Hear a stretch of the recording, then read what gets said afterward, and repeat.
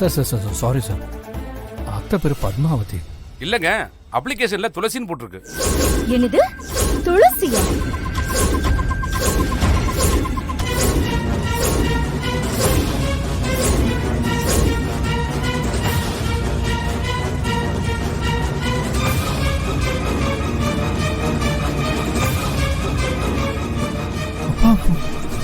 என்னப்பா அதெல்லாம்?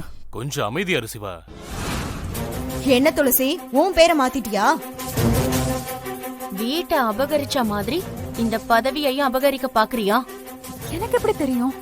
அடுத்தவங்க பொருளை அபகரிக்கிறதே இவங்களுக்கு பொழப்பா போச்சு. நான் வேட்பாளர் விஷயத்த மட்டும் சொல்லல. ஐயா, கொஞ்சம் நல்லா படிச்சு பாருங்க. அப்புறம் எப்படி நேம் சேஞ்ச் ஆகும்?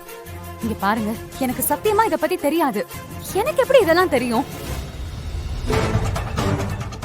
நானும் துளசியும் வரலன்னு தானே சொன்னோம். எங்களுக்கு எப்படி தெரியும்? துளசி, என்ன நாடகம் ஆடுற? இது கன்ஃபார்மா உன் வேலைதான். சொல்லுடி, எப்படி பேரை மாத்துன? ஏய், என்னடி அமைதியா இருக்க? சொல்லு.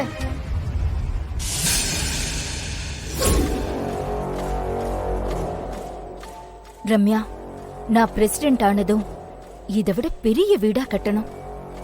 எப்படிமா? பணத்துக்கு எங்க போறது? எப்படின்னா எல்லாத்துலயும் கமிஷன் அடிச்சுதான். காசு பார்த்து கட்டணும். மா, தப்பே பண்ண மாட்டேன்னு சூடத்து மேல அடிச்சு சத்தியம் பண்ணியே. எல்லா அரசியல்வாதிகளும் சத்திய பிரமாணம் பண்ணி தானே பதவி ஏத்துக்கிறாங்க.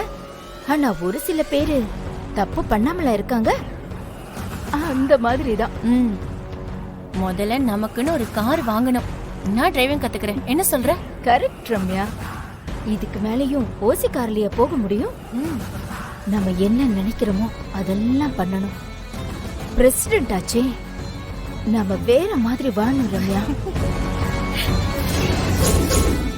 சூடத்தில் அடிச்சு சத்தியம் பண்ணிட்டு உன் மனசுக்குள்ள இப்படி ஒரு எண்ணம் இருக்கா? பத்மா, கத்தாத. ஏன் கத்துற? வேற மாத்துனது நான் தான்.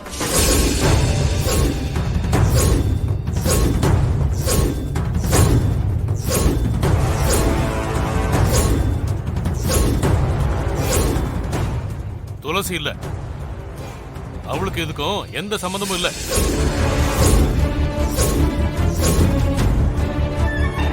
நீங்களா?